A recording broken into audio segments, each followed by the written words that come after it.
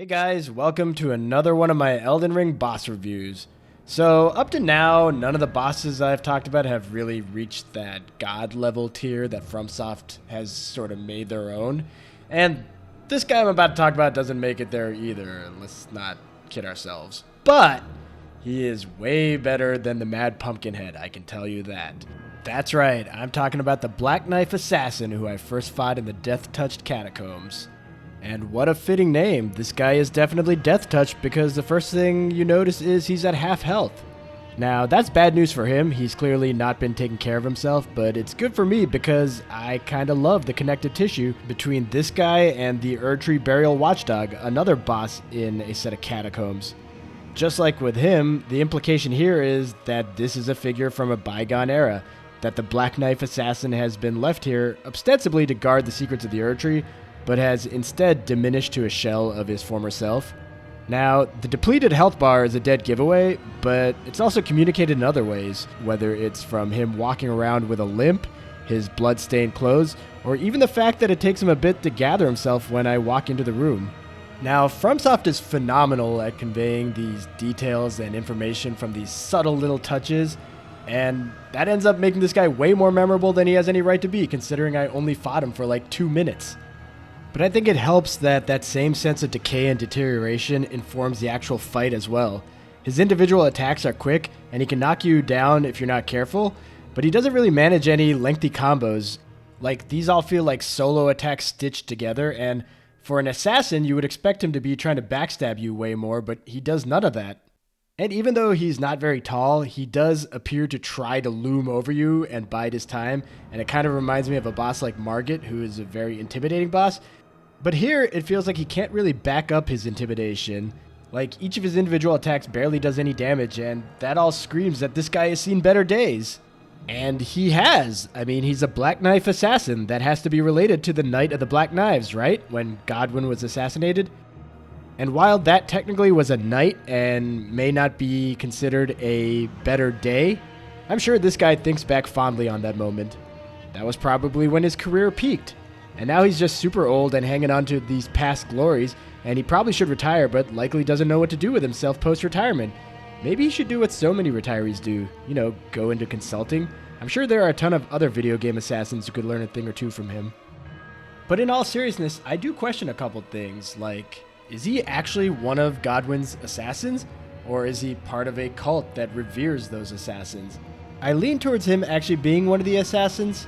For one thing, his getup looks just like it does in the intro video. He's got the black hood, the scaly armor, and that wicked blade. Plus, his name being the Black Knife Assassin hints at him being a Black Knife Assassin.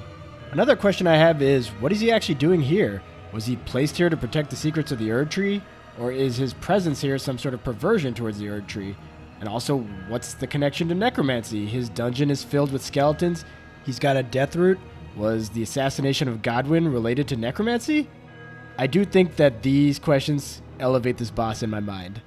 Finally, let's talk about fighting him. This is easy, I didn't die once, and really it didn't even come close. Even if he didn't start off handicapped with his health, I still think he would have been pretty easy. His most notable moves are this spinning attack where he looks like he's trying to freestyle, and he's also got this graceful jump backwards to avoid damage. Almost looks like he's floating. Beyond that, he's mostly got these quick swipes, but he rarely does more than one attack at a time. Usually it's attack, reposition, and attack again, and consequently it's simple to avoid repeated damage, which is a death sentence for him since his attacks do such little damage. Hurting him as a melee character, well, it's not tough, it just takes patience since he hangs back in the shadows so much. I can't tell if this is how he would have behaved if I'd fought him back in his heyday when he was assassinating Godwyn. I mean, it seems like how an assassin would fight. But I like to think he used to be much better than this, and he's now just a shadow of himself.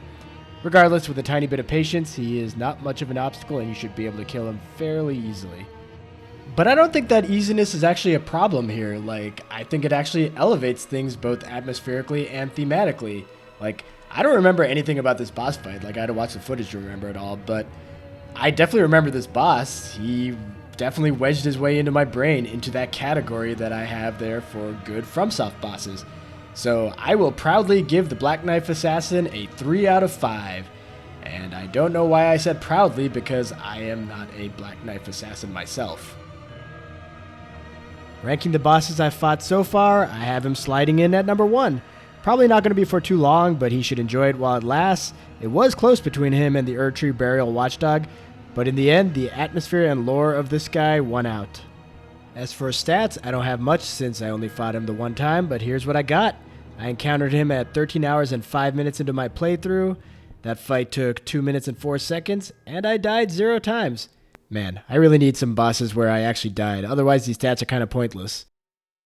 Thanks for watching. Please like and subscribe and leave me some comments on this guy. Did you guys like him? Did you guys like the review? Do you guys agree with the review? When did you first encounter this guy? Pretty much anything about him. Also, let me know if you want me to do some of the other FromSoft bosses. I would love to do a series on Dark Souls, Demon Souls, Bloodborne, Sekiro, even though I would have to play Sekiro first for that to happen. I mean, and also I'm a 39-year-old father, so time is kind of precious, so it's like a crapshoot whether I can get to all of that. But I would love to do that, so let me know. See you guys later.